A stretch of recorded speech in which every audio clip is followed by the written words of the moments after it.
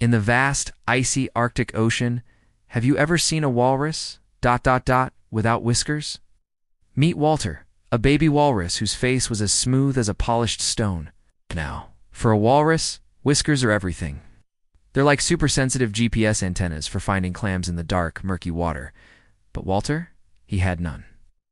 His dad would say, diving deep. His magnificent whiskers would wiggle and twitch, a blur of motion, sensing every clam buried in the sand. 12 clams in 10 seconds, a new record. Now you try, Walter. Eager to prove himself, Walter would dive down.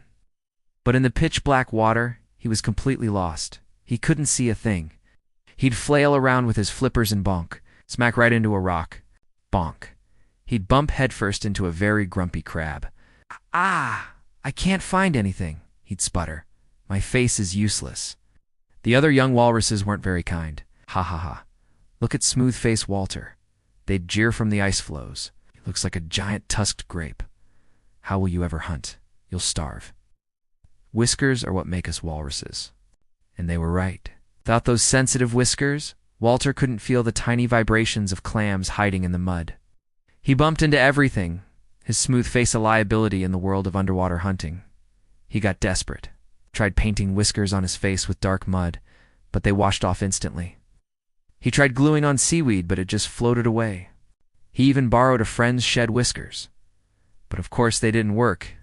They weren't connected to his nerves. I'm the worst hunter ever, Walter cried, sitting alone on the ice, tracing his whiskerless cheeks with a flipper. Every other walrus can find food except for me. I'll never survive out here. He felt like a total failure. But that very night, disaster struck. A deep, rumbling groan echoed from beneath the waves. The massive underwater ice shelf, their primary hunting ground, was cracking. Huge, sharp chunks of ice began to break off and rain down into the darkness below. Danger, a scout bellowed. The hunting grounds are collapsing. But we can't see where the ice is falling from. It's too dark down there. Panic set in. The whiskered walruses dove down, their whiskers twitching, trying to sense the danger. But there was a fatal flaw in their design.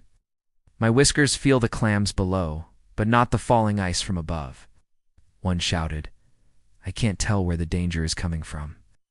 One by one, walruses were getting bonked by the falling ice. Ow, we need to see what's happening above us, not just sense what's below. That's when it clicked for Walter. Sudden brilliant realization. Wait a second, he yelled. I've been training my EYS all this time because I don't have whiskers. I had to learn to see in the dark water. My eyes are super strong now. Your eyes. Another walrus scoffed. Walruses don't use their eyes underwater. We use our whiskers. Exactly, Walter replied. But I had to use my eyes. They're like night vision goggles now. Without another thought, Walter dove into the chaos. Instead of looking down, he looked up. Through the murky, dark water, his highly trained eyes could pierce the gloom. He could see the silhouettes of the massive ice chunks as they began to break away from the shelf above. I see the falling ice, he roared. Follow me to the safe zones. He became their underwater guide. Ice chunk to the left, swim right, danger directly above, dive deeper, safe zone over here, under the ledge. His eyes acted like an advanced underwater radar, spotting dangers from above that no whiskers could ever detect. Thanks to Walter, every single walrus made it to safety. Back on the surface, the colony erupted in cheers. Walter saved us. His smooth face made him develop super eyes. Walter's dad pulled him into a huge, proud hug. Son, he said, his voice thick with emotion. You may not have whiskers, but you have vision. Our whiskers sense what's close and on the ground. But your eyes see what's far and coming from above. This colony needs both kinds of walruses to truly be safe. From that day on, Walter became the official ice safety monitor of the colony. While the other walruses use their whiskers to hunt for clams below, Walter uses his incredible super-trained eyes to scan the seas above, keeping everyone safe from harm. He turned his biggest weakness into his greatest strength. So what do you think? It just goes to show that sometimes what makes you different is actually what makes you extraordinary. Thanks for watching.